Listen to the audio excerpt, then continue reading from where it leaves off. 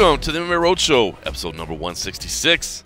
My name is John Morgan. Cold Coffee, well, Cold Coffee's not with me right now. He is not, because he is in Utica, New York. He is on the road, keeping the roadshow going for UFC Fight Night 131, Rivera versus Benavidez. Fantastic fight card, it really is. I know it's, under the radar a little bit, but it's a fantastic fight card, starting with that main event, Jimmy Rivera versus Marlon Moraes. So we'll get into all that and find out what the scene is like in Utica, New York from Cold Coffee in just a little bit. Me, I am at home in Las Vegas. Bizarre feeling. My wife and my son are in Mexico, so they're visiting family down there and getting a little Spanish practice for the little man, all that. So I'm here in Las Vegas by myself.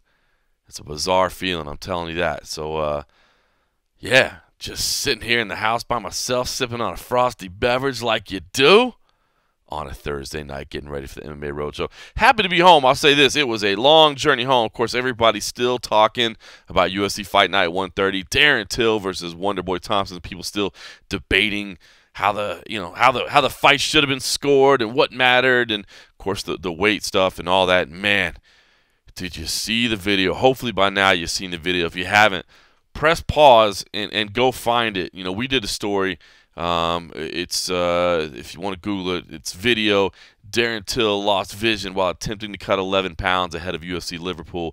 But this video is everywhere, and rightfully so. It's a little bit interesting. Paddy Power, of course, they're the European odds makers over there. They were the one that got the viral video going with Floyd Mayweather. Remember, he had the stepped in the cage and said, "What are the odds?" And of course, that went viral. And I think, I don't know if they're necessarily looking for the same viral type clip, but they did a behind the scenes series all week long, and this was the fifth and final episode of it, behind the scenes with Darren Till at UFC Liverpool, and it shows Darren Till's weight cut. And I gotta say, it's brutal, man. It is brutal to watch. I'm surprised they put it out. I really am. I don't know if Darren Till had any editorial say-so over whether or not this stuff would hit the open market. Obviously, the UFC didn't, because they sure as hell don't like people seeing stuff like this.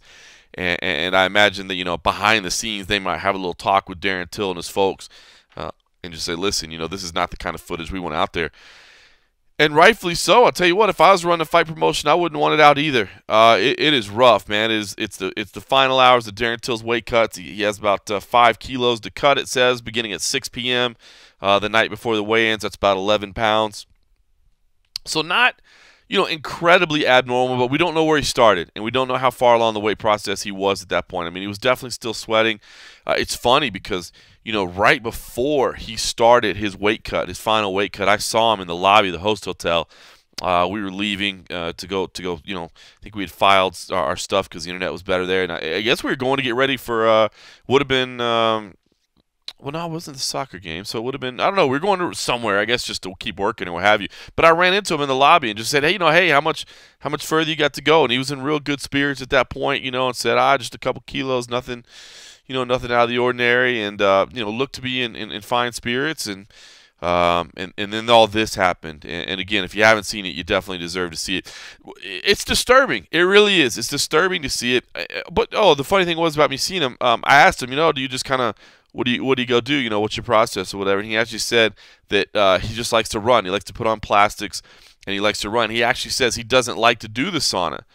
But then this clip shows him doing the sauna. So, whether or not he was just trying to sell me, or whether that showed that maybe things were going a little bit wrong, just a couple hours before this, he had told me that he doesn't really like to use the sauna. But here he is in the sauna, on the ground, crawling to open the door. I mean, the bad thing about this, I guess, is that, it's not an isolated incident. More is going to be made of it, of course, because he missed weight. And I guess that's all I can think, is that his team thinks, well, at least if we show the world that we tried, that we worked our ass off to do this, that, that we didn't just give up. I could see that. I guess maybe that's what they were trying to show here. But it's disturbing, man. It's hard to watch. And it's, Darren Till's not the only one out there doing this. I mean, this is not terribly atypical of a lot of weight cuts, unfortunately, but I do think it is a stark reminder, and I think it's good maybe that we see it to get that reminder of how dangerous what this part of the sport is. I don't know the solution. I don't know the fix. I've been covering the sport forever, and I've heard a lot of people talk about it, and I hear, added weight classes. But, if you do added weight classes, guys that make 170 now, they're like, oh, I make 170, I can make 165. That's the problem with adding weight classes. It seems like a fix, and it's not necessarily fixed. It gives guys an opportunity to think, you know what, I can cut a little bit further. That's it's scary there. The same day weigh-ins like they do in wrestling, that seems to be a little bit more helpful. But, I guess there's no real proof that people aren't going to cut at that. And then we know, in wrestling it's tough, but in MMA we know that the dehydration and head strikes don't go well together. That causes more problems. You want that brain to be as hydrated and have as much fluid as possible. That's what helps with the safety. It helps, lessen the likelihood of concussions.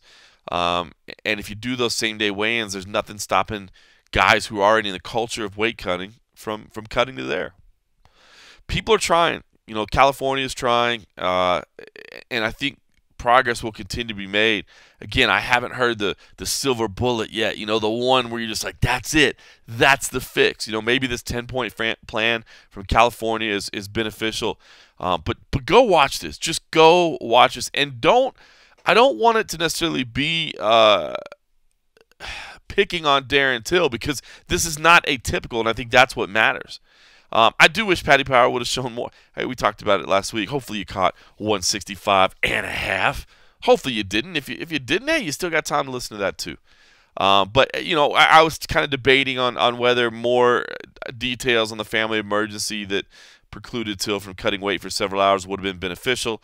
The Paddy Power video doesn't discuss that at all either. So still no more details there. But, yeah, go watch this. I think you should go watch this video if you haven't seen it already. It's eye-opening, and it's not just Darren Till. I mean, this is what these guys and gals are going through, and it doesn't make sense to just deplete yourself this way. I mean, to watch Darren Till hitting mitts, and it's like he looks like an amateur at it, hitting mitts, and then he summons up the power to throw a hard left, and everybody cheers a little bit, and yeah, man, it's tough to watch. It's tough to watch. Anyway, more fallout from UFC Liverpool. Darren Till deserves, listen, to be ranked. I know there's a lot of talk about, how do you move up the welterweight rankings when you didn't make welterweight. The UFC.com rankings certainly took some criticism for that. And listen, we responded the same way. If you look, again, Gorgeous George Garcia handles our rankings, and then we kind of chime in as well. But I didn't really have an issue with it. Now, we don't have Darren Till at number 2 like I believe the UFC does. We actually have Darren Till at number 5. Now, of course, we also have Bellator in there. So we have Tyron Woodley at 1, Rory McDonald at 2, Colby Covington at 3, Rafael Dos Anjos at 4, Darren Till at 5, and Stephen Wonderboy Thompson at 6. Lawler at 7, Usman at 8, Maya at 9, and Douglas Lima at 10, if you just want to round out the top 10.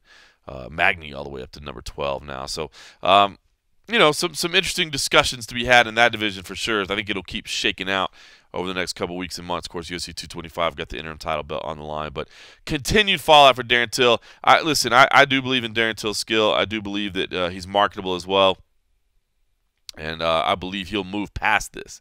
I believe this will not define his career, define who he is as a fighter, but certainly an interesting watch to say the least.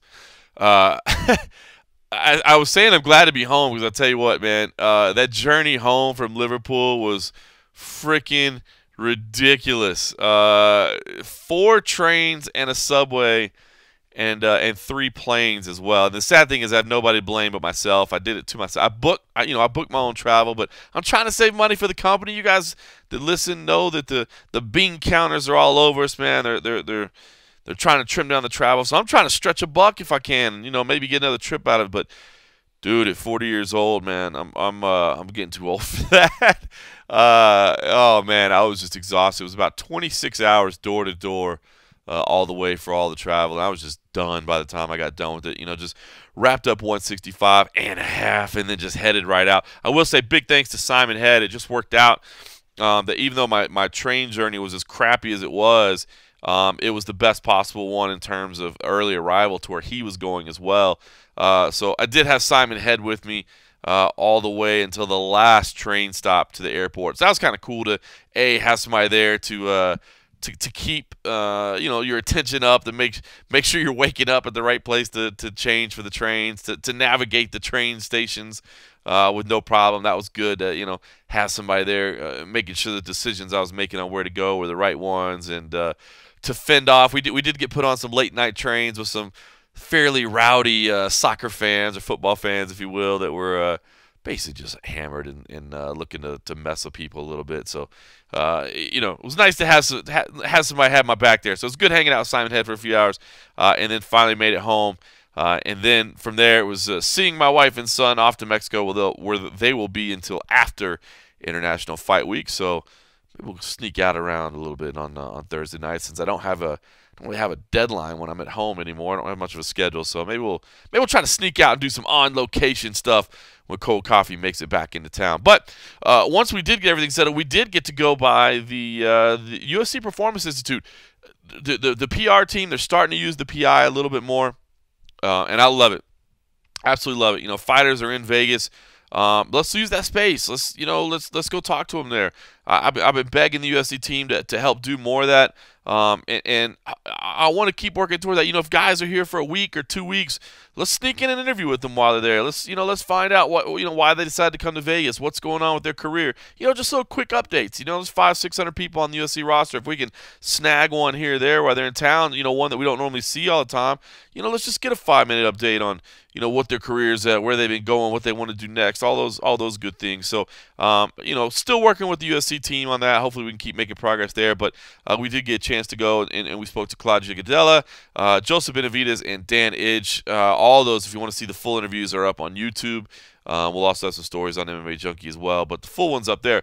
But I wanted to share the interview with Joseph Benavidez because a lot of important stuff talked about here. His own recovery, what he thinks of the flyweight division in his absence, and kind of where he thinks he goes from here.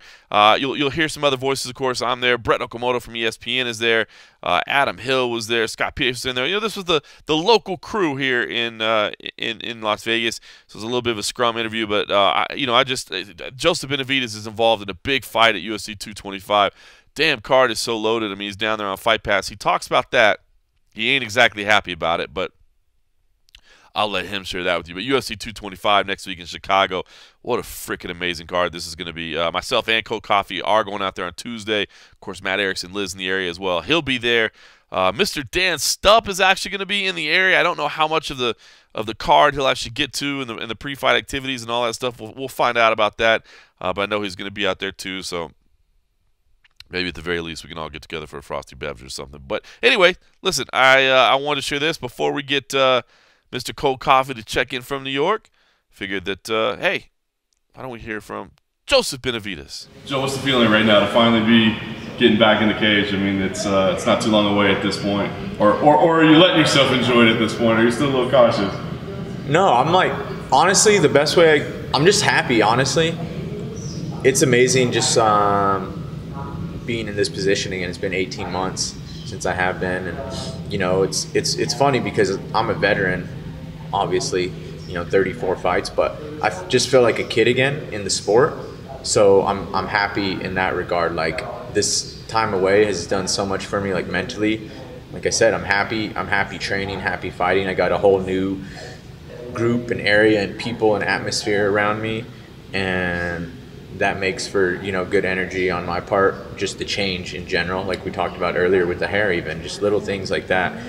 But like, you do something for so long and it just kind of becomes what you do. 11 years, I love fighting, I love training every single day, but I go in there and it's just what I'm doing. I'm not thinking every day how fun it is or how cool it is. Just another fight. And having it taken away from you for that long, getting back to it, like, I'm happy training. It's so exciting. So like I said, I have like kind of like a newcomer, like kid kind of mentality, but I'm obviously like experienced like a veteran, so it's kind of the best of both worlds coming together, and that's really the best way I can describe it. Just excited and happy to get in there, and like, once again, just so like grateful I get to do this, and excited that like, oh, this is fun to me now. Do you feel like your game has stepped up a notch, having a reset of the? For sure, yeah. I mean, mentally, that's huge. Just having that like reset and that different perspective, I think is really, really, really important. But then as far as my game stepping up, physically, I mean, my body rested for 10 months. You know, that's something I needed. I would take a week off at the most after fights and then get right back into it. So my body, my joints, everything's been taking beatings for 11 years, day in, day out.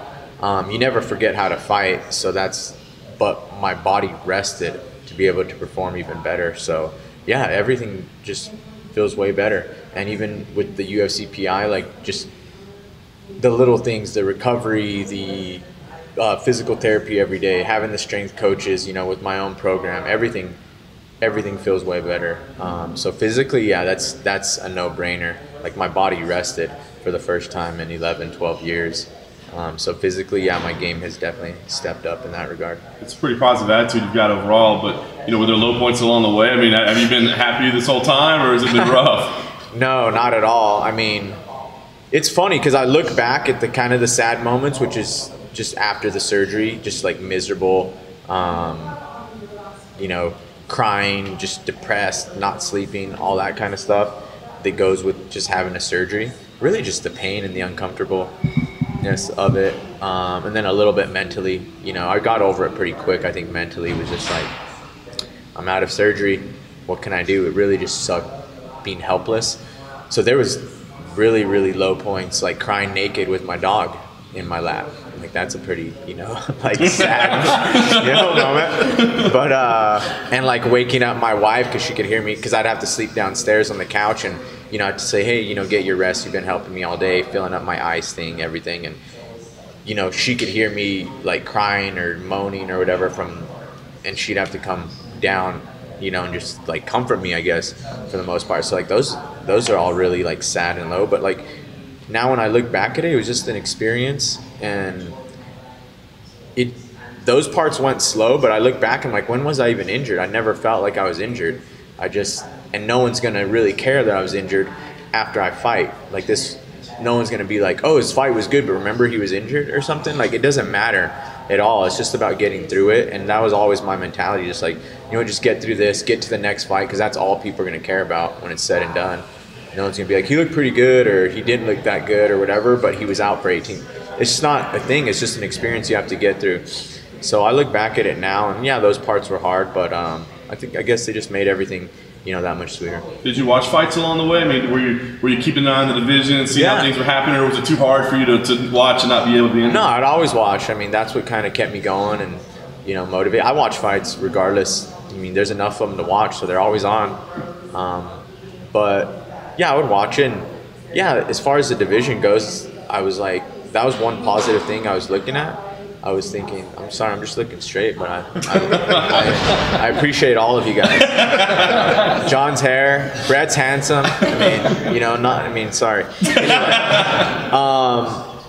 but yeah, that was one positive thing. I was like, you know what, if I'm going to be out, maybe there's going to be some crazy like mix up in the division. It's going to be in this totally different upside down state when I get back. And like, it's actually worse, and nothing's changed at all. Like nothing's changed. And if anything, it's like the same, like almost worse. So I'm just like, well, here we go. You know, I'm glad I'm back, and maybe that will change something. You know, being the #1 guy and having 7 wins in a row after this fight is what I'm going for. So, but yeah, I watch fights and was waiting for something cool to happen in the division. Nothing did. And, you know, so same as it ever was, I guess, when I get back. Is there danger then in trying to come back and trying to win like 3 fights at one time and like try to really, you know, just make a splash as you come back instead of just working your way back into being? Yeah, I want to do some catching up, obviously. Start with this fight with Sergio Pettis in Chicago, and then I'd like to fight again before the end of the year, and then just, you know, keep it like that. I'm not like, let me fight, you know, just the same as I would as a healthy fighter, you know, a veteran. Just, it's half the year, so I'll fight, and then hopefully fight again at the end of the year. I know you got to a point where you were like, I'm not going to focus on another fight with Demetrius because it might not be there for me right now, you know, but it's been a while, you know what I mean? The guys dominated everybody. I mean, you know that you're a fight fan, you know the history of, you know, 0-2 trying to get a third fight, but I mean, do you feel like it's a position now where like, look, this guy's been dominating everybody for so long, and it's been so long since we fought, you know, maybe it is time to take a look at me again? Yeah, 100%. I've always thought that as far as skill goes, it's not a question. It's the #1 ranked guy against, you know, the champion. So as far as skill goes, there's not really a question to me.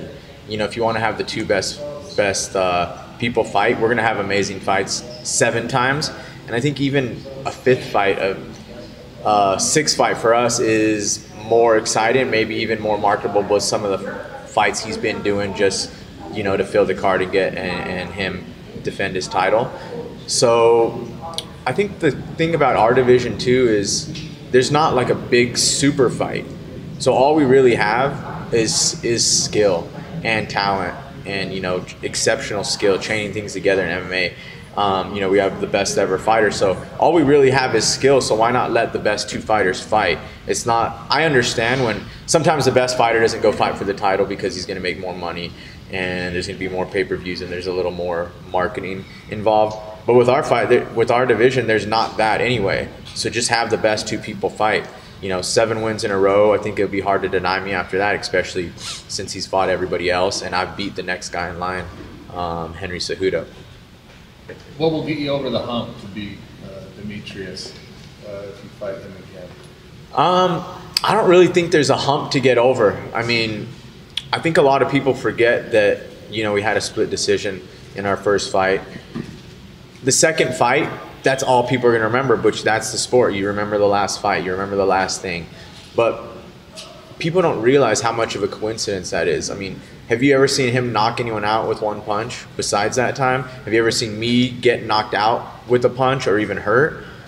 So these things happen in MMA. Like, it's, but people just forget that. People forget that, you know, we had a split decision already, that I've been taking out every other person in the division as well. So I don't really think there's a hump there is to get, as much as just going out there and performing again and giving my best. Like, the first fight could have gone either way.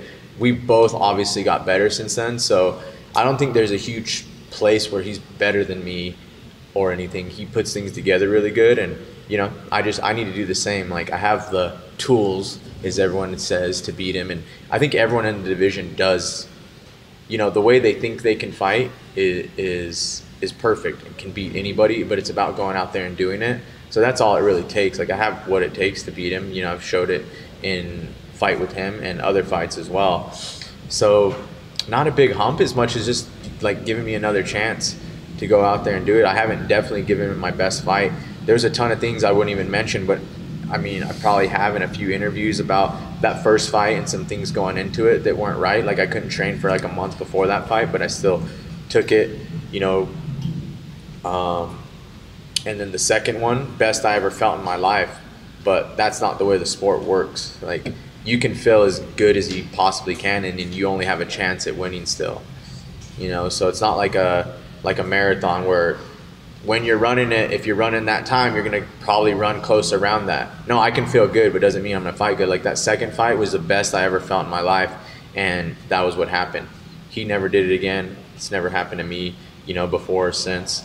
So just the hump, I guess, is with the people making the decisions, I guess, to give me another shot, because I know I'm ready physically and as far as talent goes.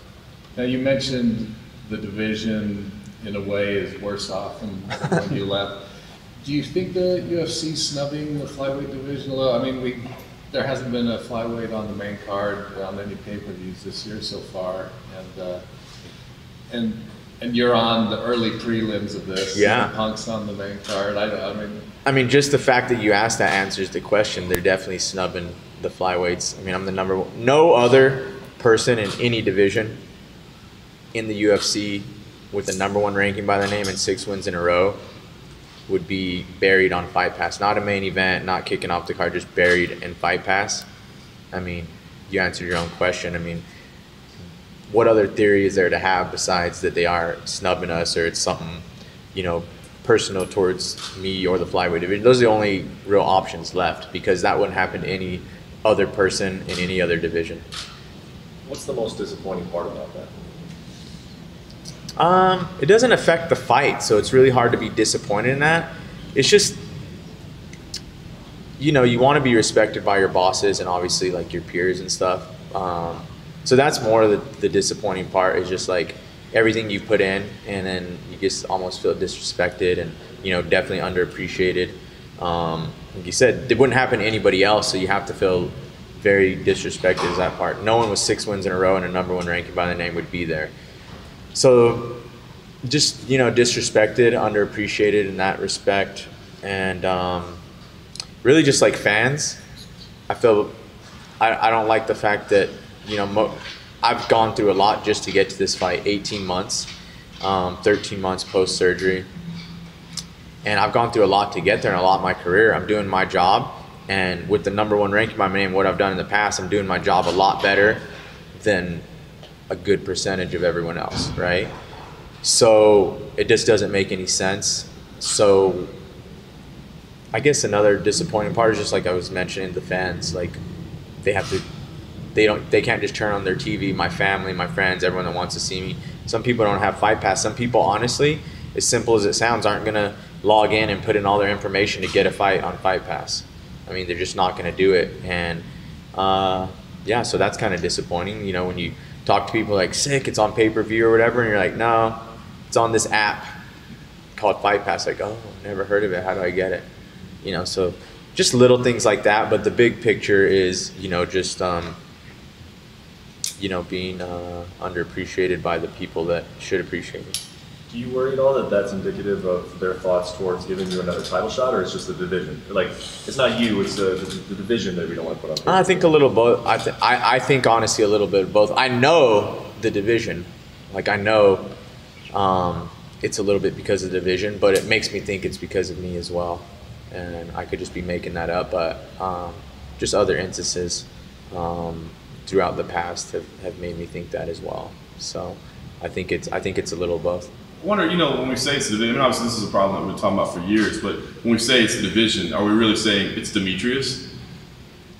The champion is so dominant and not marketable? Yeah, but that is, like, as a whole, yeah, it's Demetrius, but everything webs off of that because he is the division. Like, it might be, like, Demetrius and whoever makes the decisions right at the top, but it's everyone's fault. I take a lot of the blame for that because I should have been the one to beat him. I was the one expected to beat him. Even when the tournament happened at the very beginning, I was kind of like a #1 seed or whatever. I don't even know if there was seedings. I could have made that up, but it sounds good. So I was kind of expected to win that, coming from bantamweight and everything, and, just didn't work out. Had another chance and screwed that up. So it's everybody. I mean, it's everybody in the division, and it's easy, I think, for the masses to look at Demetrius because he's kind of the face of the division, but like, who else do you think of when you think of the flyweight division? Me, right? And I haven't done what I've done to bring the division to the forefront either. So I take a lot of blame for that, actually. Like, sometimes I just see someone saying something about DJ or saying something about the division, and in my mind I just think, like, man, it's all my fault. I could have changed that, or made it a little better. So I take a lot of blame for it, but it's really everyone. No one else has stepped up. No one else has beat him. No one else has done anything to make a splash. So it's a little bit of everyone.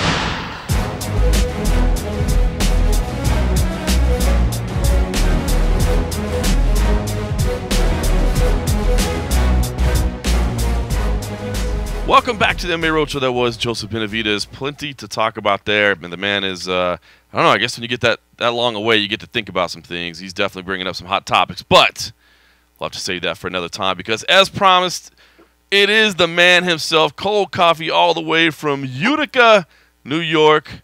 I'm surprised we could get you. Did we interrupt the party scene that must be going on there? Just all the social, outings and just the stuff that must be going on in the bustling metropolis that is Utica, New York. John, I had like 4 parties lined up for later on, but I put them all on hold so I could take this call. Utica is quite the hotbed of activity. In fact, wait. There you go. I don't know if that picked up or not. Now we're talking. But no, it's not as bad as it was mentioned before. This Denny's that was in this random text that Bilal Muhammad put up, I can't even find the damn Denny's. I don't even know where the hell he was talking about. I don't know if he went a little bit further away. I think there's a few miles away. There's like I think it might be like a shopping mall or like a shopping center or something. And maybe that's where it is, because around where the host hotel, which is just a stone's throw from where I'm staying, I don't see a Denny's. But there is a couple watering holes not far from here. My particular hotel, I happen to come in the construction season.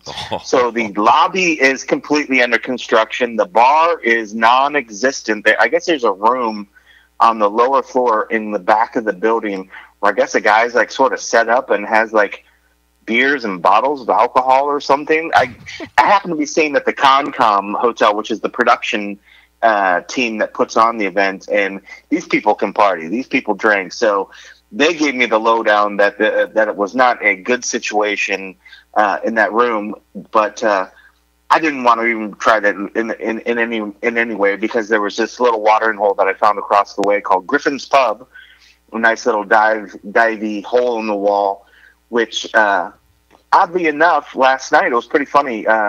We went in there after the hockey game. Unfortunately, the Golden Knights lost last night. Yes, it did. So we all kind of want to drown our sorrows a little bit in this little watering hole. And it was like the gathering of the production team. There were UFC people. Lo and behold, and towards the end, like Jason Perillo and BJ Penn walked in there. So you had the locals that kind of doing the double takes, like, Is that BJ? Is that BJ? And let me tell you that BJ, I think, enjoyed his chili fries that he got, because the menu gets very limited there at the Griffin Pub late night. It's one of those small little places where at night there's no kitchen staff, so the bartender literally will walk over to the food area, put on his little food gloves, and make the food. So at the end of the night, the menu gets pretty sparse. But besides the Griffin Pub, up the street, there's one other place called Swifty Pubs, and that place actually has like a decent selection of food. So, those are like actually for around here, like there's some pizza places and stuff, but we found that Swifty's, and it's been like the place we pretty much have just eaten every day, just because there's not much around this area. But at least it's pretty good, and it's got a sports bar sort of theme, so we were able to watch the games and stuff. So there are a few things here, but by no means is it a bustling metropolis. There's a lot of buildings shut down, a lot of businesses closed up. When me and Fiasco just walked a little bit off the main strip to get to a grocery store, ran through a lot of old neighborhoods. Were you loading up on some health food there? Were you loading up on some health food? Oh, of course. Well, you know how we do. These 25-ounce Bud Lights, and this bag of Cool Ranch Doritos. I'm sure it's healthy somewhere.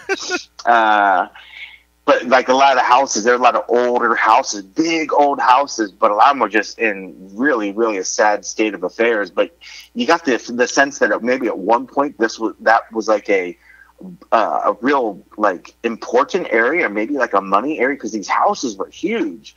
But maybe 20, 30 or more years has passed and the neighborhoods kind of went to shit. But so it was interesting to kind of walk through that and see that. But a lot of the buildings, there's a lot of businesses that were shut down around, so I'm not sure if it's a sort of a downturn for the area, but it's been interesting. But man, it is coming from the airport, it was pretty beautiful. A lot of trees, man, a lot of green.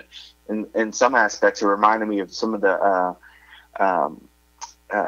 older cities in Ohio, some of the ones that used to be like maybe like mining towns, or like where the steel mills were and stuff, where like big commerce, one thing runs the city, and when that happens to fail, a lot of times the city sort of fail. Right. You kind of got that feel about like just why there's so much businesses closed down and a lot of things run down. But That's interesting. I honestly can't guess why the UFC tried to come. Well, that here. was going to be my question. I mean, with all that in mind, I mean, this is according to Wikipedia, it's a town of about 60,000 people. So I mean, it's not necessarily close to anything, right? I mean, I think we picked the right travel for you. We had you fly into Syracuse and drive like an hour. I think the other option is maybe to fly into Albany, and it's maybe about the same as well. Yeah, everybody did the Syracuse route, you know, some shape or form through either Chicago. I heard people go through Detroit, Minneapolis, but everybody went to Syracuse. I mean, I guess that's the only real logical place that has a lot of airports sending stuff to it. And it was crazy. Like, I had some trouble getting here. A lot of people, for some reason, had a lot of delays and mechanical failures. So using those old planes to get out to Syracuse, I bet. I guess, man, it just felt like his trip was like doomed for a minute. But well, so is anybody talking about it? Like, why? I mean, okay, we know that the UFC when they made the commitment to New York, you remember, you know, Lorenzo, that, you know, they went before the state, you know, hall there, and they said, listen, you know, we're not talking about just coming to New York. You know, we're not just talking about Madison Square Garden. You know, we're gonna come to these others, and they named a bunch of towns, and some of it was kind of upstate New York. But I don't know. I mean, this one seems like even further. You know, they've done a couple of other ones, but this one seems kind of wild. It is, and I maybe if they would have planned that early press conference a little bit better, we could have heard what the senators and those present thought about the situation. Because when I talked to a couple of locals at like the little Griffin pub on the way, all I could hear was they couldn't believe the ticket prices. You know, and, it's so funny. Like, they were like, "Oh, tickets are like $60 and $70." I'm like, you know, that's actually pretty cheap compared to where a lot of the tickets are. And they're like, well, that's not cheap here. Last time I paid $60 or $70 for a ticket, I saw Layla Ali boxing down, and she was fighting. I think it was George Foreman's daughter, and blah, blah, blah. I was like, oh, my gosh, this is your frame of reference of what you know, your sporting culture here is and what you spend $60. So, yeah, that's kind of the feel I got. I haven't been getting a big buzz. I mean, I did hear the other place, the other Swifties telling some of their clients, like, oh yeah, this weekend we're going to be airing, you know, the UFC fights, so they're going to have some things going on there. But as for the locals that I chatted with, nobody was really excited or really even knew what was going on. And again, in their mind, it was, you know, this expensive product coming to town, you know, and they're just seemed like they're very set in their ways, and maybe just were, I don't know. I didn't get the sense of excitement of, they were like, oh, this is great. This is a cool first that's happening in our town. That's wild, man. You'd think if the UFC was coming to town, it would kind of own a little town like that. It would kind of own it. You know what I mean? Well, I mean, the bars that, the restaurants that the people are frequenting, you could tell they're happy. But some of the ones, I mean, you could tell they're the only ones really getting business around here. So, I mean, they're doing steady business, but you could tell the places that they're frequenting by the staff and the clientele that they're getting that quick initial impact from a production company coming to town. So I can tell that, you know, they're getting a small thing. But as for like locals, I just think that, I mean, I just haven't got that sense that they feel like they're a part of something big happening. That doors are breaking down. You know, maybe the senators would have spun it a lot differently than what some of these. I mean, this felt like these are, you know, salt of the earth people. You know, these are, you know, they value their dollar, and that's why when they were, you know, you go to a lot of places, and especially, I guess we're kind of, you know, we see prices in Vegas, so we don't bat an eye, you know, when we hear these dollar amounts. But, you know, when I think back to, you know, even in Ohio, a $60 to $70 ticket, that is an expensive ticket, you know? Yeah. But in terms of reference, when you're phrasing it, you know, to UFC, when you're thinking like 60s, 70s, that's nothing for a UFC ticket. But it's a lot of money to ask for a town that, you know, maybe really doesn't fall. I mean, if anything, it's more of a hockey town. There is a hockey team here, and I know they get excited about hockey. But I think just this is one of those towns where MMA is not just maybe not well known. If I probably did a Google search, I'd probably find there was no MMA gyms anywhere in Utica, or they're somewhere few and far between. They're probably more fitness gyms than an actual like MMA gym. But I don't know. Be surprised. I mean, I don't know particularly how well tickets are doing. My gut tells me that, and it's not a big venue. My gut tells me that they're probably still maybe halfway, if that, for maybe selling out. Ooh, that'd be rough. Yeah. Yeah, for the record, I did take a look at it. The tickets start at $40 to get in, and then you have $50, $60, $75, $90, and then $125 for cage side, which, as you said, that's about the cheapest cage side seat you could ever ask for. Yeah, you're not going to get 120 anywhere. I mean, that just goes to show they do their research pretty good when it comes to pricing out their tickets compared to the market where they're at. And if you're getting 120 for cage side, I mean, just think about that. That's pretty nuts. That's pretty light. All right.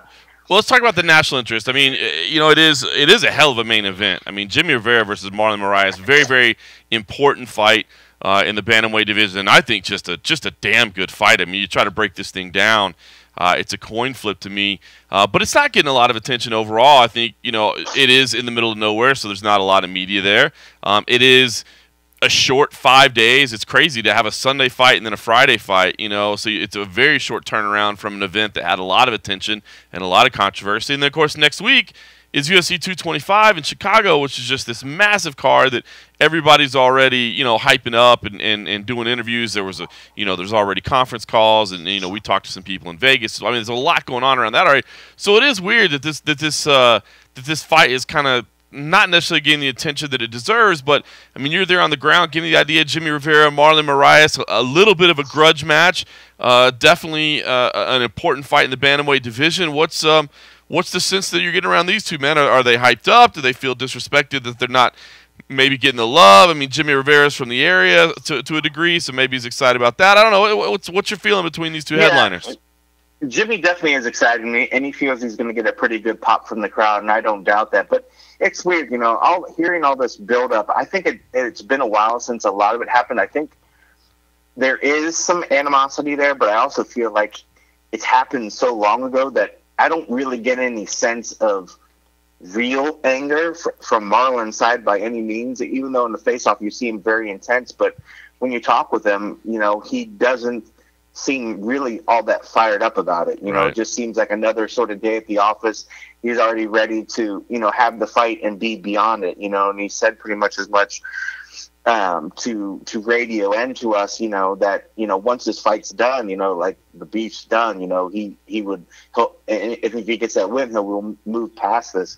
I think Rivera still, if anybody is holding on to anything, he's sticking to his guns, where he kind of felt that, Marlon was getting an unfair push up into the ranks coming in that he shouldn't have. So I think if anything, he has a chip on his shoulder that he wants to prove that all of his talk from the get-go was true. Even when, I was bringing up the fact that, you made this quote about how here's a guy coming in from the World Series or whatever, and he's, getting these top guys, but he hasn't really fought anybody. And I said, well, he's got a couple wins now. And he was quick. I mean, he almost cut me off. He was already ready to dismiss those wins and, pretty much blame Aljamain as a lucky shot and thought the other one was a fluke. Or it was either a fluke or he didn't agree with the way that it went or something. I can't quite remember because let me see, what was it? Yeah, it was that knockout, which I thought you were talking about the Moraes knockout over Aljamain. Aljamain, but that's when he said was a fluke. But I think he believed that Dotson. The Dotson. Yeah. The Dotson decision was wrong, so he doesn't even see it really as two wins. He contests that one. So I mean, if anything, he's the one that might be having a little bit more head games going into it. I don't think Marlon's going to have that as much. But man, when you see him together, man, like Jimmy's a big boy. I mean, he is thick compared to Marlon. You really you kind of forget that until you see them side by side, just how the size difference between the two of them, it kind of made me want to reverse my pick, when I saw him. But I'm going to kind of stick with my guns and ride it out, and whether I'll ride or die, whether I was wrong by picking Marlon or not.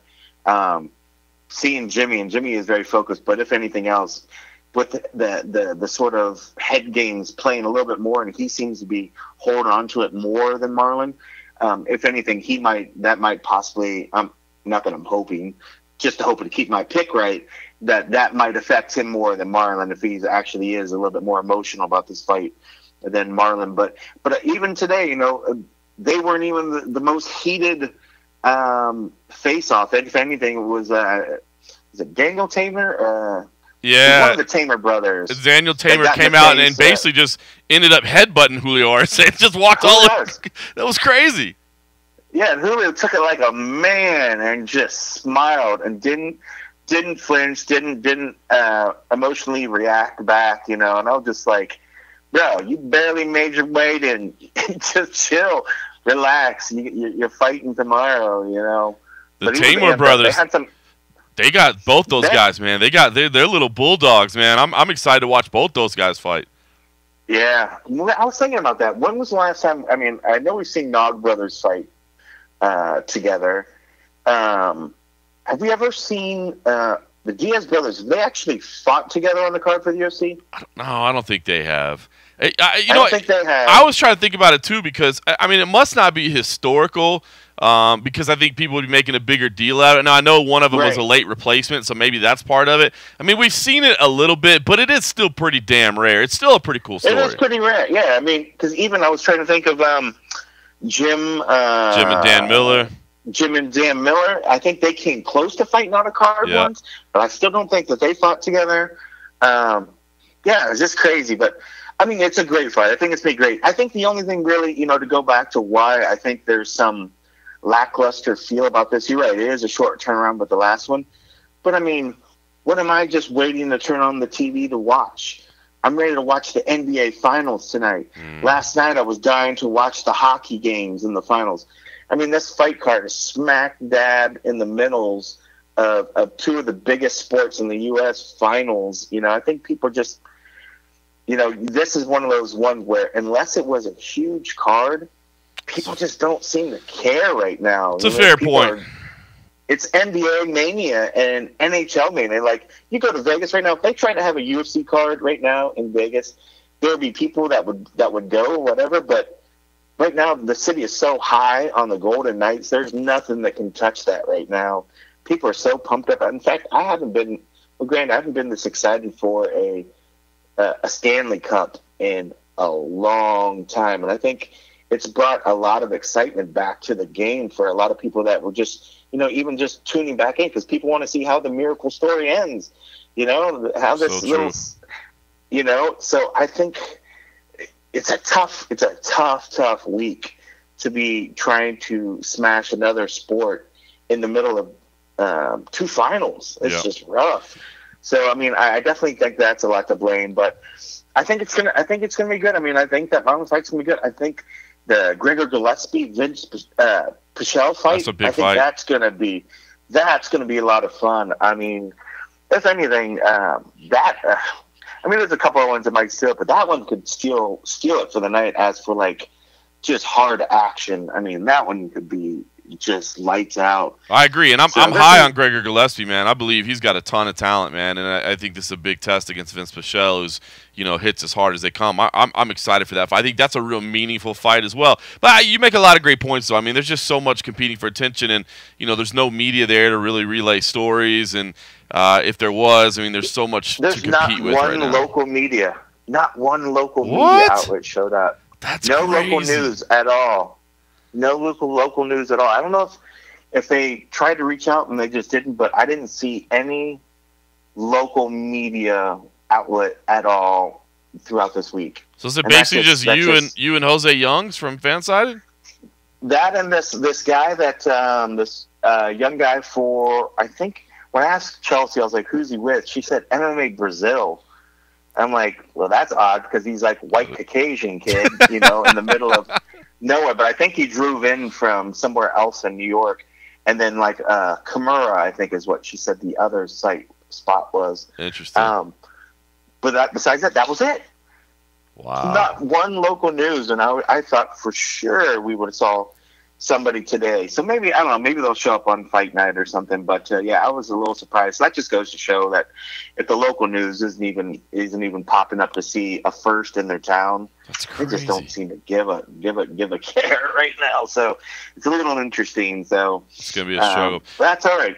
Let me ask you something. I was kind of thinking as you were talking about that. I mean, you saw a lot of the production people. I know they're still kind of. I mean, everybody's still trying to figure out what's going on with ESPN and the streaming deal, the production deal, and all that stuff. Did you hear any insight into just kind of what they're expecting to see or what they've heard? Because here's what I really wondered about, and I think other people have mentioned it too, but like, I mean, this has always been a Saturday night property, and it's been kind of weird because we've had a Sunday and a Friday in the last 2 weeks.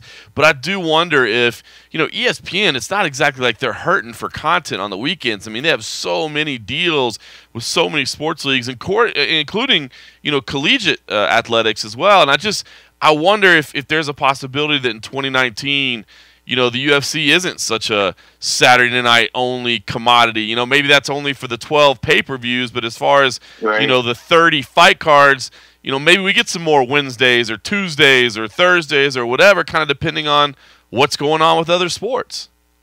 Nope. Yeah, and I haven't really heard anybody really talk so much about that, but it makes a lot of sense. I mean, you're right. I mean, ESPN has so many channels. They have so much content, but they also need a lot of content to keep that running. I mean, how often have we turned on ESPN and we see the same SportsCenter show that's been running 4 times that day? So I mean, they definitely loop some product stuff around. So I think they have some room to definitely add some stuff. But you're right. I mean, with that many shows that's being promised to their networks, they can really, they have carte blanche. They can put it wherever they want, and they can't have 42 Saturdays, right? I mean, they can't. No, there's no way. Especially because, college season, you get into football college. I mean, that's college. Yeah. Like, you're not going to take college football off for MMA. And that's what, late August to December, right? I mean, basically. Yeah, I mean, like, it's just not going to happen. They'll be lucky to do one game maybe during that time. I mean, like, it makes sense. And then on, you got Sundays, and I don't think ESPN doesn't really do anything with like the NASCAR being, but Sundays, when you get into football season, you got NFL stuff that they're trying to get more involved with. But I mean, I can see something like that. But no, it makes sense that they would be doing a lot more through the week stuff. And then, and I can see the pay-per-views doing. But no, if anything else, I know that there's like inner questions within like whether, things might change for like the production companies use. Like, so I mentioned TomTom earlier, this is the house that's been doing the events for forever, practically. Yeah. I mean, the guys that are calling the shows, the guys that are switching it, the guys that are staffing, the guys that are shooting around the octagon, the guys that are building the ring, the octagon, doing all the stuff behind the scenes to make the show happen.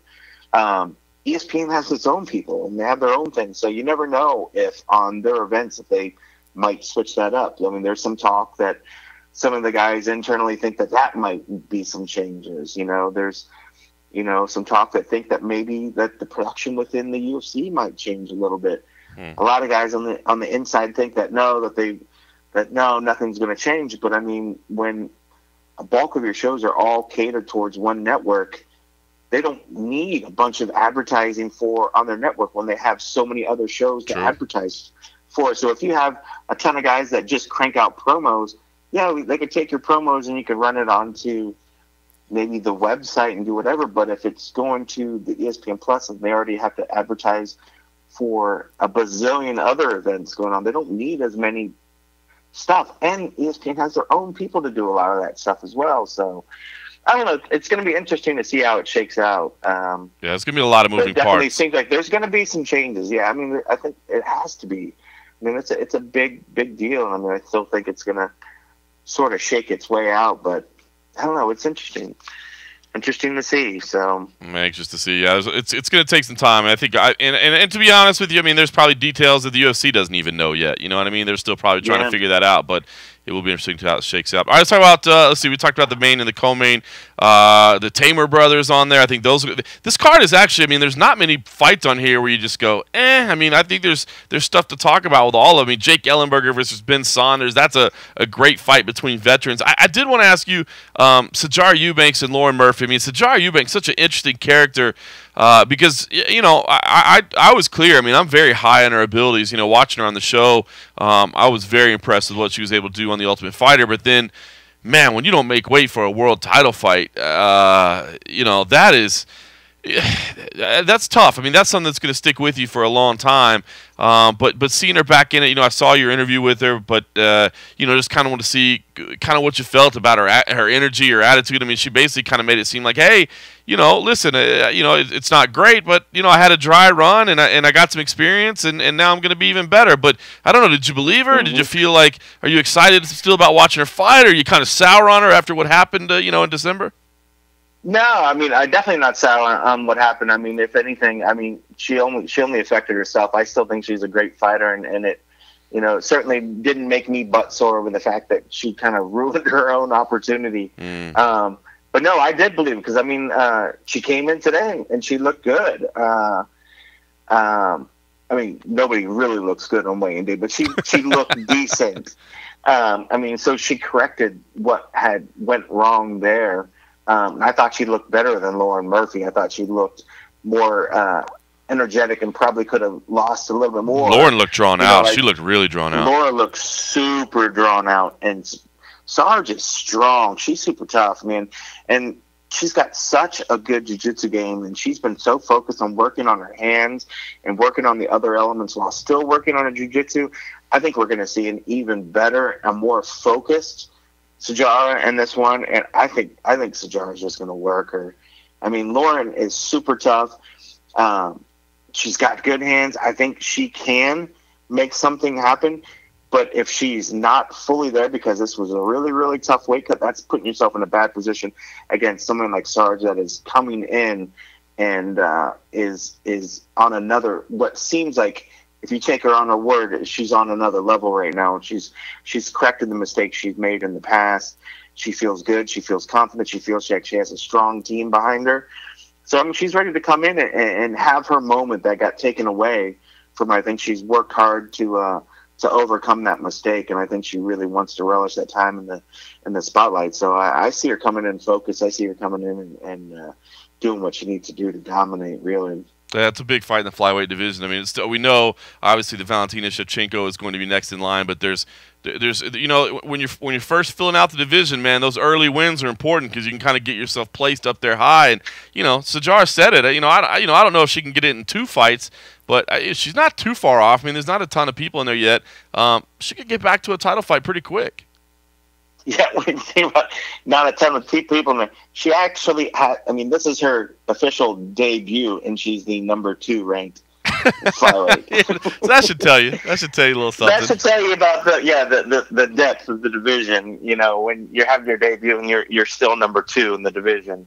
But that just goes to say, people recognize she is super, super tough. So, yeah, I mean, I can see her and Valentina fighting very soon. Yeah. Bilal Muhammad training during Ramadan. He's gotten a lot of respect and appreciation for doing that, fighting the newcomer here, but wanting to stay busy and wanting to do it during Ramadan. I know you were supposed to talk to Bilal. I didn't get a chance. Did you end up getting to speak to him? No, we didn't, because when they moved everything around, what I didn't realize is that they were trying to sandwich the interviews before the other ones and not after, because I assumed that we would have been able to try to pick them up on the end. And then when we got there, they were like, "Oh, you have to try to get him in now," and then so we weren't able to make it happen. So, got it. No, yeah, you missed a couple interviews. Randy right? got to get on. So you missed a couple interviews because Nick. Your flight's coming in. You it was brutal. What was wrong with your plane? You had to go back and land in Chicago? Yeah, there was halfway from Chicago to Syracuse. The pilot comes over the radio, and he's like, "Sorry, folks, we're getting some vibrations out of the engine that are a little higher than what we're comfortable with, a little bit outside of the normal range. So we got to go back to Chicago." And he said a couple other things. So, like, as we're going back, every time we hit, like, turbulence, I'm thinking, like, is this turbulence or is this the vibrations? Because you'd feel these, like, micro vibrations, and then you'd hear them start to, like, bring the engine down, like, slow it down a little bit. And then I'm thinking, like, oh, he's down and down to try to fight the vibration. I'm like, we are literally going to go down. So I'm like texting, drafting my goodbye text, getting everything set so that if I need to, I'm like, I'm ready to go. But I'm like, this sucks. If I'm going to die on the way to fucking Utica, fuck me. So luckily we made it back, and we got on the exact same type of plane that we got on. Got to sit in the same seats and everything. It was literally just like a plane that was there, so we had to wait for our crew, and then and then we were able to do it. But it was frustrating, but it was like deja vu. Walking back to the exact same style plane, the same model number and everything, you just felt like, oh, this is another problem waiting to happen. You know, you're like, please, let's just get there. Let's just get there. So yeah, unfortunately, I arrived in Utica about 4 hours later than I was supposed to. So kind of missed our interview window. So yeah, we were hoping to get Bilal. But yeah, I think that's going to be a good one as well. You know, I had been practicing how to say like Ramadan Mubarak, which is supposed to mean like blessed Ramadan, happy Ramadan, like have a good Ramadan. I had listened to all the YouTube videos to try to pronounce it. I was going to try to be all smooth and like give them a blessed Ramadan, but then it didn't happen. So, oh well. So I probably wasn't pronouncing it right anyways. Yeah, you know. So his opponent is tall, man. That Chance is he's a tall dude. Yes. Man. He is he's getting up a lot of size difference in that fight. So, but Bilal's super tough. But I'm telling you, good fights up and down. Desmond Green versus Gleason Tebow rounds it out. And then the Fight Pass prelims, Jessica Aguilar, Jody Escobar, Johnny Eduardo versus Nathaniel Wood. Nathaniel Wood, another great prospect as well. And then a fight that's getting no love whatsoever, but is a badass fight, Jared Brooks versus Jose Shorty Torres. I know you didn't know a whole lot about Jose Torres before you got there, but you studied up on him. And, man, I got to ask, are you as impressed by Jose as I am? Because this kid, to me, man, both his fighting style and just, you know, his character and who he's, man, this guy seems to have it all. Yeah, with his character really won me over. I mean, he does not speak like a young kid just making his debut, you know, in an organization. I mean, like he's got his head on his shoulder. You can tell he has had a lot of experience in front of the camera. He's had a lot of experience at big stages. You know, like he's not going to get I don't foresee him going and getting the butterflies and getting the nerves from, you know, trying to go in there and, you know, being a big event for the first time. You know, I mean, and the fact that, you know, he had the Titan flyweight belt, he had the Titan bantamweight belt. You know, I talked about this earlier. I think he's a little bit undersized to try to go to the bantamweight division. Yeah. I think in the UFC's caliber of bantamweights. I agree. But I think I think flyweight is a perfect one. So if that cut's not a problem for him, with his pedigree and with the way he carries himself, if he gets the wins and he keeps winning, this kid is certainly has everything in line to become a very well-known name in the UFC for sure. I agree. He's getting a stiff first test in Jared Brooks, that's for sure. No gimme in your debut on short notice. But all right, well, listen, I'm gonna play that interview with Jose Shorty Torres. I don't want to keep you too long from the bustling scene there in Utica. I'm sure that you know that your presence is required. So hopping. Anything else happened in your adventures in Utica so far? No, nothing crazy. I feel like there was something I was going to say about this card, but I kind of forgot about it. But no, I mean it's been fun, and again, this is one of those ones that I think if it sets itself up like what tends to happen on these kind of cards is we go in thinking that we know we're going to get some decent fights, but it's always underneath the radar, and we get one of these shows that just blows people away. I think there's a lot of key fights on this that I think we could have another one of those nights. I hope, because if I'm sitting in the back all by myself practically, and it's a bunch of boring fights, I'm going to strangle myself. So I'm hoping that it's going to be. I hope it's going to be good because I think there's some real exciting fights. I'm interested to see Jake. That was another one that I thought was interesting earlier. I didn't realize that Jake switched it up and went and was working with Perillo for the first time for this camp, and a lot of other things. So I'm interested to see if we're going to see a new and improved Jake, or if we're going to be seeing, maybe, I don't know. I don't want to say the end of Jake, but it's like, I think this is one of those fights that he really needs to win to kind of make sure that he's still got it. Oh, yeah. I don't think there's listen, nobody, and he's still a relatively young guy. Nobody wants to be out there retiring people, but yeah, he's had a share of losses, and some of them have come by knockout. You know what I mean? That's not good. So I do think this is a kind of a crossroads fight. I mean, Jake is kind of in that stage of his career. You know what I mean? So it's good to hear that he's changing it up a little bit. Yeah, and he did say he was still having fun, so that's the best part about it. I asked him, I was like, "Is MMA, is fighting still fun?" And he said it was, and he said I think he reinvigorated himself. So that's good, because I think there were some points where we weren't really seeing him, where I think a lot of people questioned whether he was still having fun doing this, and if he still wanted to. So for him to come out and say that makes me excited about that fight. And Ben Saunders always brings it, so I think that one's going to be a lot of fun. But no, I'm excited. I'm hoping this. I'm hoping. I'm not a praying man, but I'm hoping and praying that this card really shows up. And hopefully a lot of people will be like, "Man, I shouldn't have disregarded that fight and watched it." So we'll see. We'll see. I'm hopeful that it's good, and I'll enjoy my last bits of time here in Utica, like the wild man that I am.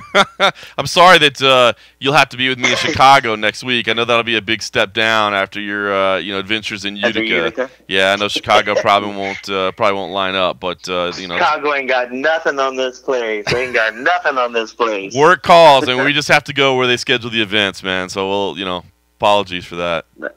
That's right. So, all right. Well, I appreciate you. I appreciate you giving me a ring here. Yep. And let me be part of the old road show. Go back and get get to the VIP parties. And here is Jose Shorty Torres. Going to your nickname is Shorty, but looking on paper, your opponent is actually listed as 5'3", and you are 5'4". So you get to go in there and being the big man for this fight. This is the first time I'm ever gonna have height advantage. For me, I've always been fighting guys who are 5'9", 5'7". When I did Muay Thai back in the day, 6 feet tall, 6'3", so it's been like, oh man, I fought multiple different weight classes. I was getting ready for 145, and my opponent actually at 45 fought just like Jared Brooks, but now it's at 125, and Jared's a natural strawweight. So it's one of those things that I'm like, I'm a big man for once. This is a little different. So being the shorter guy, going in and usually fighting guys that are bigger, when you first looking at an opponent, I mean, are you always first thinking of, all right, how am I going to get inside? How am I going to work past maybe a reach difference? What sort of things do you first, when you look at an opponent, what are some of the first things that cross your mind? Maybe those are definitely the things of how am I going to be able to get in the inside? Is my pressure game going to work good against them or well against them? What am I going to have to do to be able to implement my game? Jared Brooks is a guy who moves around a lot, who likes to, really just shoot for his takedowns. I believe his stats are like one significant strike around. He's not much of a stand-up fighter, not much of a ground fighter either. He just wants to hold you down, take you down, and just win the fight that way. Me, I want an exciting fight. I want to stand and bang. I want to keep on throwing, and I want to keep on doing as much as possible. Not to just get the win, but to make the fans happy and make the flyweight division an exciting division. And I think that was one of the quotes that I saw on the UFC site. You said you're here to put on a performance, not a wrestling match, and that because of my fighting style, you expect the best Jared Brooks. Mm-hmm. Now, how would you describe your fighting style? Well, I'm a pressure counter fighter. I'm a boxer, judo guy, but I have some Muay Thai in between. I like to push forward no matter where the fight's going. I've been dropped, broken hand, torn MCL in fights, and I've still pushed forward no matter what. Punching with the broken hand, kicking with the torn MCL leg, doing so much, taking so many shots, cuts, bruises, stitches, all that stuff, and I mean anything. And I just keep on moving forward. Jared's the type of guy. I know he's fast, I know he's strong, and he has his wrestling, but I can tell he has fast hands. I can tell he has some stand-up game in him. He just needs someone to really push it out of him, and I think I can do that. Once I'm able to stuff his takedowns and he has no choice but to stand with me, I think that's going to be an exciting fight.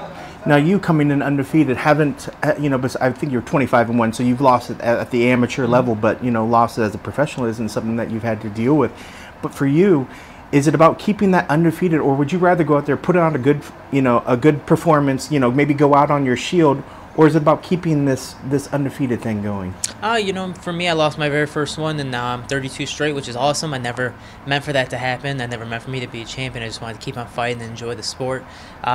It's one of those things that I'd rather go out on my shield. I'm a Justin Gaethje type of fighter. You know, as long as the fans are happy, I'm more than happy. You know, and it's one of those things that if they want to see me fight again, I'm technically doing my job as an entertainer perfectly. You know, so I want to go in there, put on a show, challenge my skills against some of the best. And again, if it didn't matter if it was Jared Brooks for a last-minute call, Tim Elliott, Ryan Benoit, Sergio Pettis is the top guy, DJ. So I'm ready to just face whomever and just have a good time doing it. And you're one of these guys that, you know, you started training at such an early age. Now here you are, 25. You've been training since you're 4 years old, 21 years of age. You're part of this breed now that has grown up in mixed martial arts and martial arts. How has the sport, from when I'm sure you watched it as a kid, have you seen it evolve to what it is now and the type of level of the fighters that are entering the UFC at this day and age? Well, I can tell you definitely saved my life. If it wasn't for martial arts, I wouldn't be where I'm at today. But just because of the upbringing and style of parenting I had and the things that were in my neighborhood. But you know, you look at some of these fighters today. I mean, back in the day when the UFC first started, it was literally style versus style. Now it's mixed martial arts. We have guys who can do literally everything. You know, you got guys who are flashy fighters. You got guys who are flashy fighters on the ground. You got guys who can do everything from head to toe. And it's still things I'm still learning today where you're like, man, this is awesome. You guys are... And I've been doing this since I was 4. I haven't learned this yet. You know, so there's always so much to learn in mixed martial arts. And there's guys that come out of woodworks that are not known, but come out of nowhere with no record and just demolish some of the top dogs. And that's the best thing about the sport, is that anything can happen. And there's so many different styles that are kryptonite to others. So I'm just excited to see how the sport keeps on expanding and developing. And if you don't mind me prying too much, when you said it kind of saved your life, you know, what did you mean? Was it just maybe you got into a lot of trouble, or what sort of thing when you say it saved your life? You know, for me, in my neighborhood, Chicago, I always say it's a typical Latino upbringing. You know, there's guys who have parents in gangs, drugs, all that stuff. So me, I was slowly kind of getting into that. My schools weren't the best when it came to that as well. Kids are always carrying weapons or, you know, have drugs on them as well. You know, that was a way to make money. That was a way to make yourself known. But, you know, slowly, because of martial arts, it kind of got me, you know, a sense of responsibility. And if it wasn't for Master Bob Shermer and my gym combat do, I wouldn't have gone to college, you know, and I wouldn't have had that sense of responsibility to go to college, finish school. And that's actually why I had 25 amateur fights, because he said if I didn't finish school, I'm not turning pro, and that was the -1 rule. So I finished school, I graduated, I actually won nationals and graduated the same day, and I won worlds the second year, and I got my pro contract for Titan FC, and, you know, ever since then, 7-0, 2 world championships, 5 title defenses. You know, it's been a huge thing. It's awesome. What'd you go to school for?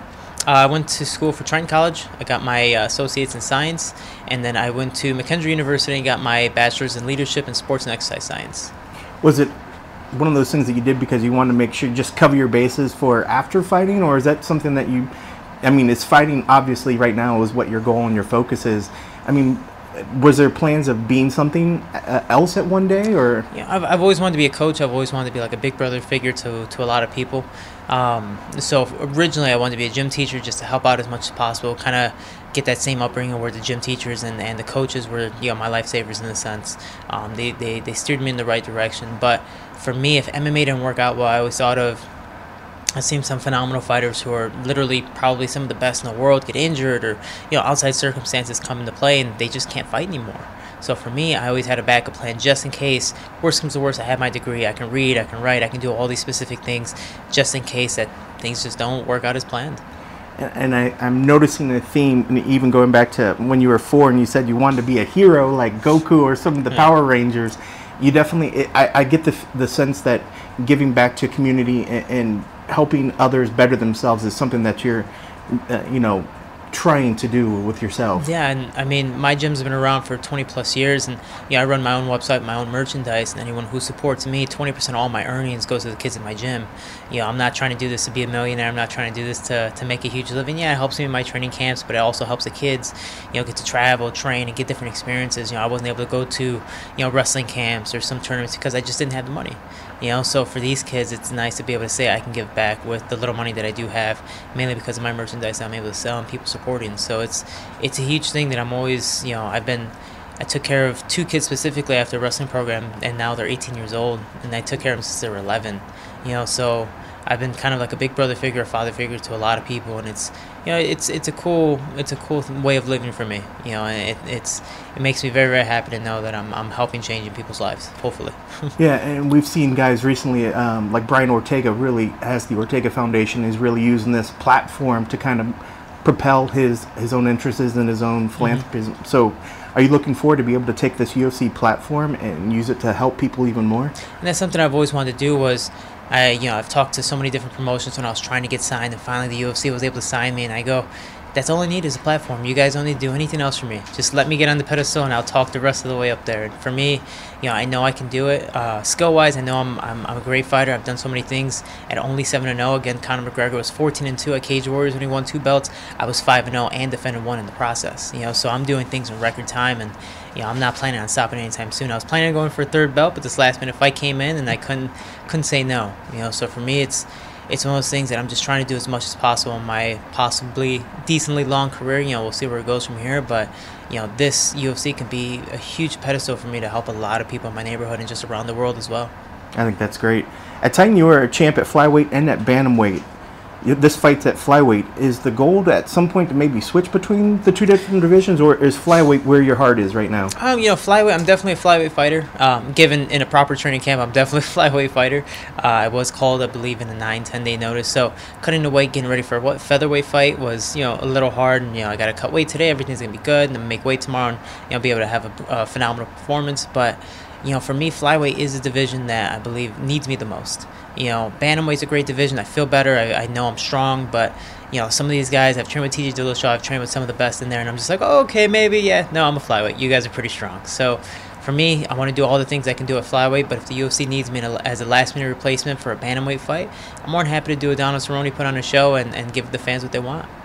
And what's it mean for you to now finally be making this UFC debut? I mean, what does this mean for you personally, and just all the hard work and dedication that you've taken to get to this point? What does this mean for you? I'm not there yet. For me, it's just another fight. Now I'm just on a different stage, a different pedestal. I don't believe in the fans. I don't believe in the hype. I don't believe in anything. I just go in there, fight, have fun, and enjoy myself. It just so happens that, again, I'm in the UFC. I'm on a 32 fight win streak, 2 belt champion, so many title defenses, and so on. So I'm just making a living, having some fun doing it, and giving the fans what they want. It just so happens I'm in the UFC and putting on hopefully a great performance Friday night. And you've kind of already started doing it, but if you could break down Jared Brooks for me. Where is he dangerous? What are the things you really need to pay attention for? So the big thing for him is that he does circle very well, and by the time you circle and some guys push forward and want to strike, he's ready to time your strikes and go for the takedown. And he's a beautiful double leg, beautiful single legs off the wall, and just likes to hold you down. That's the only problem with Jared is he holds you down so strong that he tires himself out eventually, even when you're not doing anything, even when he's in a dominant position. That's fine with me. I'm a guy who's used to five-minute rounds, even with broken limbs and broken hands and so on. I want to be able to push forward no matter what. If it's a wrestling match, so be it. I'm an All-American college wrestler. He's a state champ in Indiana. I believe my accolades coincide with his pretty well. For me, I know I can handle his wrestling. Even if he does take me down, can he hold me down? He didn't hold down Eric Schoen and the Brazilian, and they for sure both weren't wrestlers. So I want to see what he's going to do against an actual wrestler and what he's going to do when he can't take a person down. And I know you brought up, you've been in the Pan American Games, you've been the kickboxing champ at different levels. So for a lot of guys going in, I think for the debut, and they walk on that crowd, they're kind of taken by the scene. Mm-hmm. But even though you are probably one of the most exciting prospects that's come into the sport, you're not a rookie by any means. You're used to bigger stages. Mm-hmm. So, are you expecting to go in there and not have the typical nerves and butterflies that most people do on their very first fight? I don't think about it too much. I know a lot of my coaches once you get in that tunnel, it's gonna hit you. I'm like, we'll see. Right now I'm more just waiting to make weight. But I'm not worried about the tunnel. I'm not worried about the lights. Mainly being the first fight, the arena's not as packed yet, so I know that's definitely gonna be a little lifesaver for me. But I guess the only thing I'm worried about is that it's a bigger cage. I'm just like, man, I like to, keep it compact and small, and like to fight in, small little vicinities where I can implement my game. Jared Brooks now has a big cage to run around, and, it's more energy to try to cut off the cage and do, so much more. So for me, it's just another fight, another day, different cage, a different arena, and for a different promotion. Well, I know you say it's just another fight, but I'm sure this fight is already played out in your head because I can tell you're very analytical. How does this fight go down? How do you see it happening? I see a second-round TKO. He's a guy who does gas out about halfway second round, but he keeps the pace in all of his fights. he's never had the pace push on him. I'm the one that dictates the pace in every single one of my fights, no matter where the fight's going, on the ground, in the stand-up. Mainly with the new rules, if you're going to hold me down and do nothing, I'm definitely going to win the fight. I'm going to do something off the ground. I'm going to punch you. I'm going to elbow you. I'm going to try to throw submissions and try to do everything possible, either to stand this up or just still win the fight if I can't stand up. So for me, I'm not worried about this fight. He's going to gas down the second round, and I'm going to knock him out then.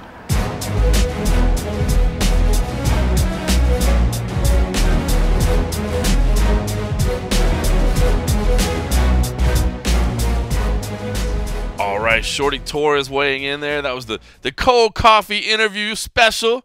The man started to turn into a little bit of a reporter. I'm impressed. He will have everything covered from out there. Of course, man, if you're listening to this on a Friday, hey, the fights are tonight. Kind of wild with these Friday night fights. We'll get to it right away. If you're listening to it after the fights, well, hopefully everything went well. Kind of weird with the Friday nights. We get the quick turnaround. So, yeah, and after a Sunday fight, nonetheless, it's, man, just a super quick turnaround. Kind of a weird scheduling choice, not going to lie. We'll see how things change moving forward. What else is going on out there? Did you see the face-offs? Mick Maynard, love Mick Maynard. Great dude. He is so fast on the face-offs, man. He gets people in and out. I think he's trying to protect much trouble from happening. Although, as we said, Tamer had no problem running over there and just getting in Ars's face. So anyway, gonna be some fun fights. Did want to touch real quick Michael Bisping's retirement. Of course, that was announced earlier this week. We had told you for a while that was probably coming, even though he had mentioned maybe he'll fight. A lot of people around him were saying don't. It sounds like I think the right decision was made. I mean, Michael Bisping's, the one eye has not been good for a long time. And to find out that he was having some trouble with the good eye as well, that is scary, man. You do not want to lose your sight. And there's nothing worth it. A couple extra bucks will be good, but he can keep working right now. And he's got things going on, and he can make extra money. So, gonna miss Michael Bisping, man. Surefire UFC Hall of Famer.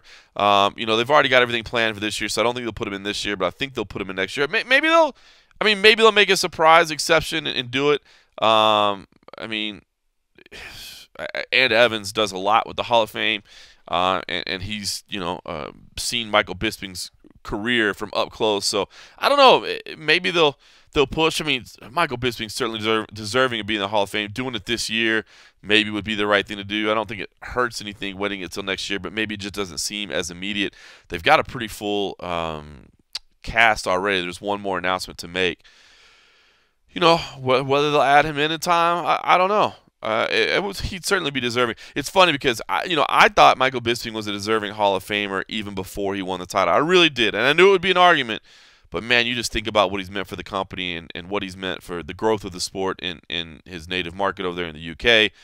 The sport as a whole, man, the guy had a way of making you care about fights. A fight would get announced with Michael Bisping, and you go, okay, well, whatever.